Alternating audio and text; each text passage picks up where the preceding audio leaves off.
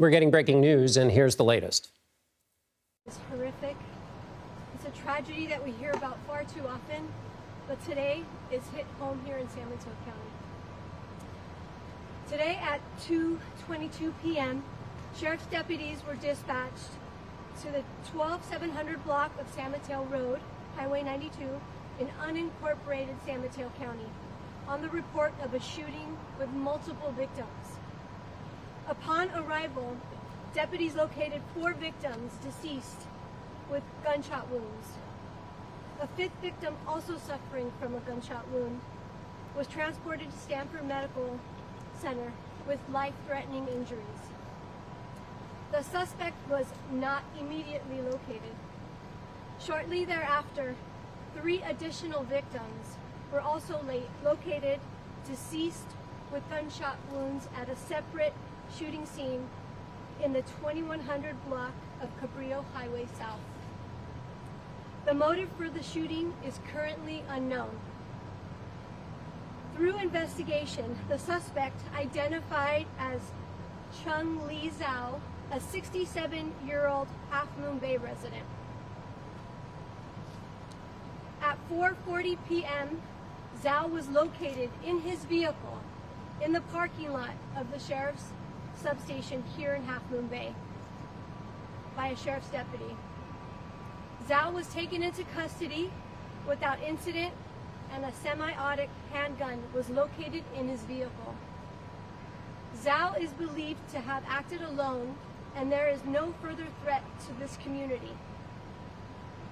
This is a devastating tragedy for this community and the families touched by this unspeakable act of violence. I would like to thank our local law enforcement agency partners, allied agencies including CAL FIRE and EMS, the City of Half Moon Bay, and our federal and state partners. I would also like to commend the deputy sheriffs for safely taking the suspect into custody. I will take questions at the end of this conference. Now I would like to turn it over to San Mateo County Board of Supervisors President David Pine, who would like to say a few words. Thank you, Sheriff Corpus. We grieve tonight for the deceased members of our community. This is a horrific event, one that we would never imagine would occur in San Mateo County. Gun violence in this country is at completely unacceptable levels. It's really hit home tonight. Our hearts are broken. We are deeply grateful for law enforcement for their work this evening. But in the end, there are simply too many guns in this country, and there has to be a change. This is not an acceptable way for modern society to live and conduct its affairs. And we are doing everything in our power to make those changes.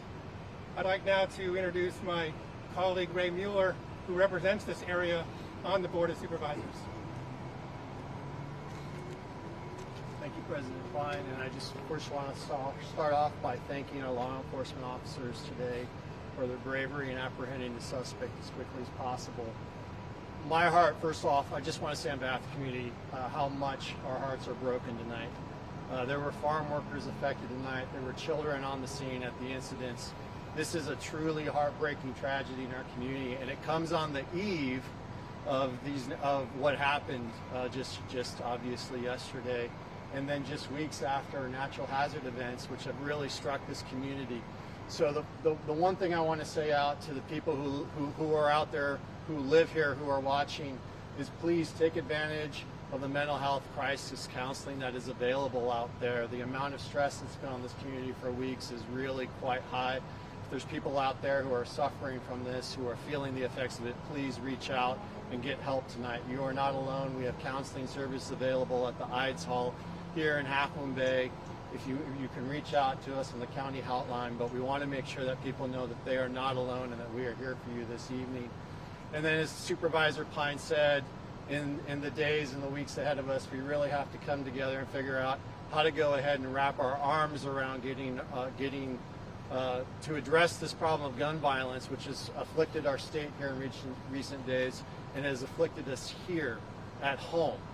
It's it's something that's unimaginable to happen here in Half Moon Bay and frankly here in San Mateo County. So with that, I'd like to go ahead and introduce you all to my good friends, Half Moon Bay Vice Mayor Joaquin Jimenez.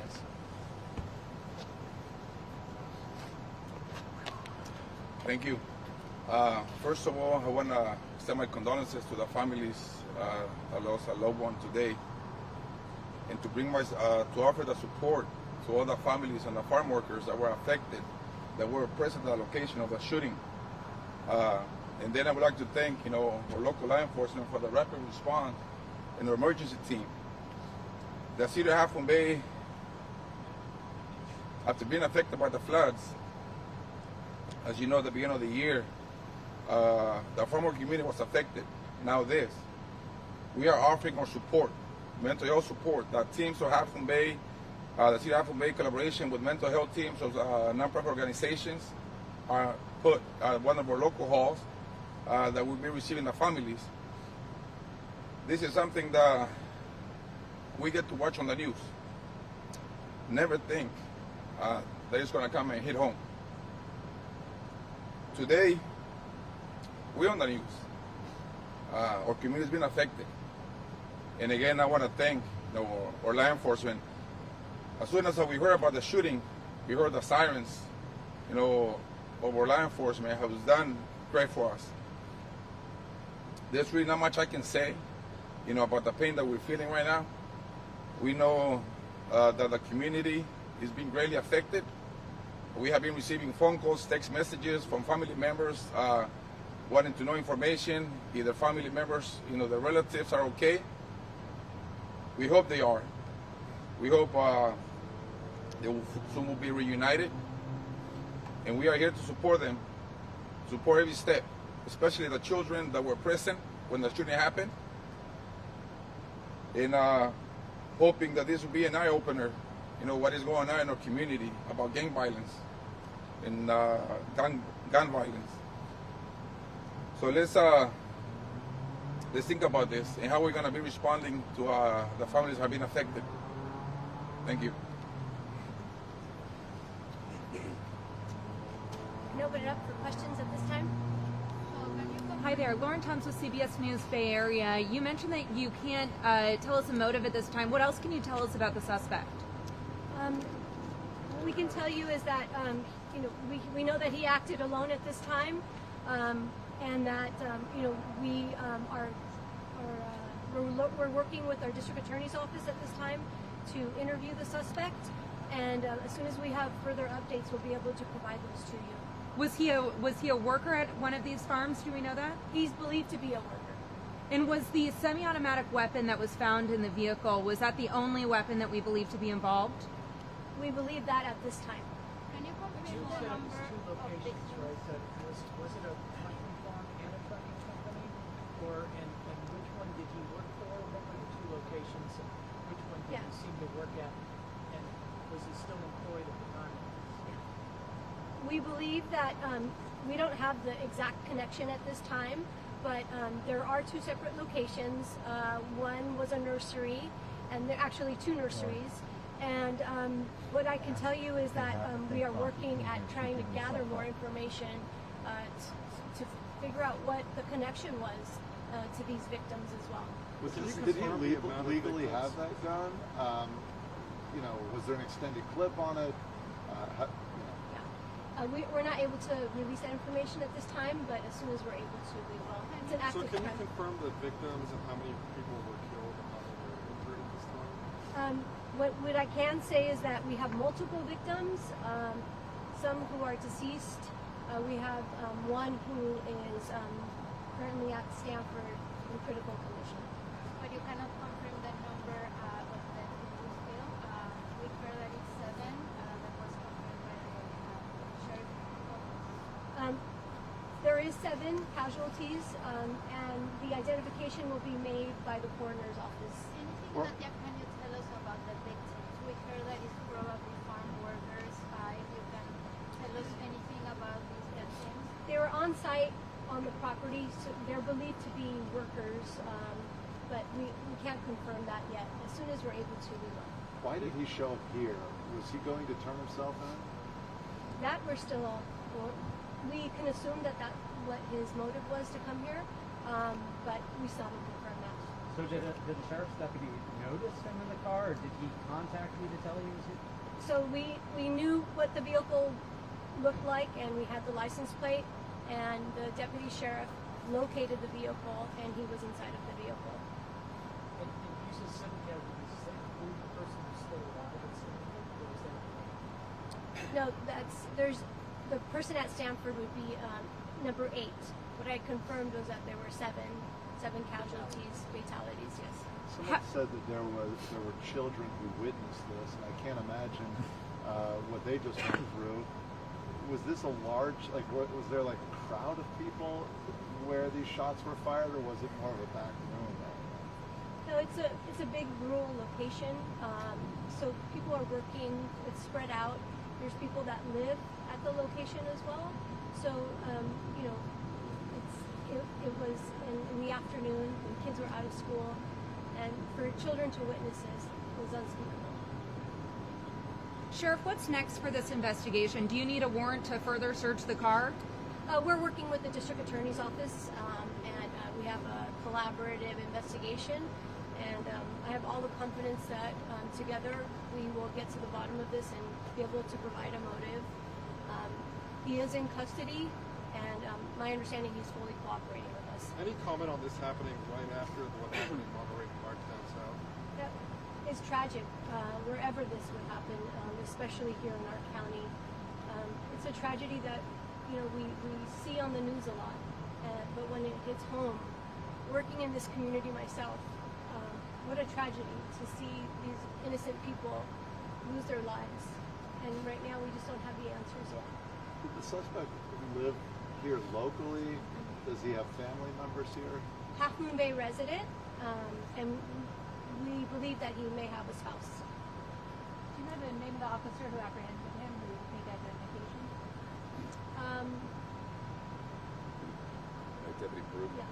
Deputy his name is Deputy La Peruque. I can get you the spelling of that. Sorry, I'm having a hard time here. Can you repeat the name one more time? His Deputy La Peruque. La Peruque. La Peruque. He's the one that located the vehicle with the suspect inside of it at the substation. What sort of assistance are federal authorities providing at this moment?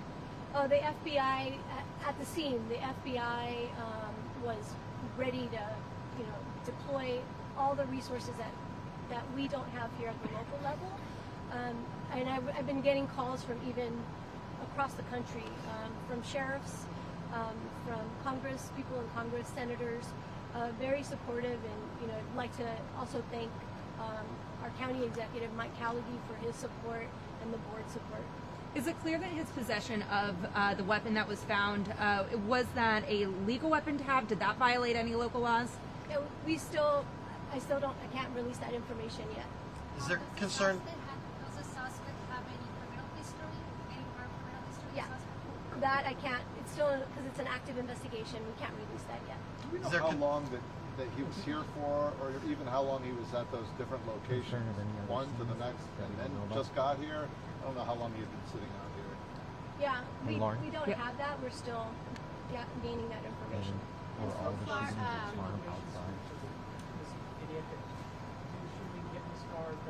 yes, he drove to the location. Yeah, they're not very far, maybe a mile away from each other. That I don't know. Is there any concern that there might be more than these 2 locations, and can you confirm whether or not these both of the shootings happen outdoors? We are still. It's because it's an active investigation. I can't go into that.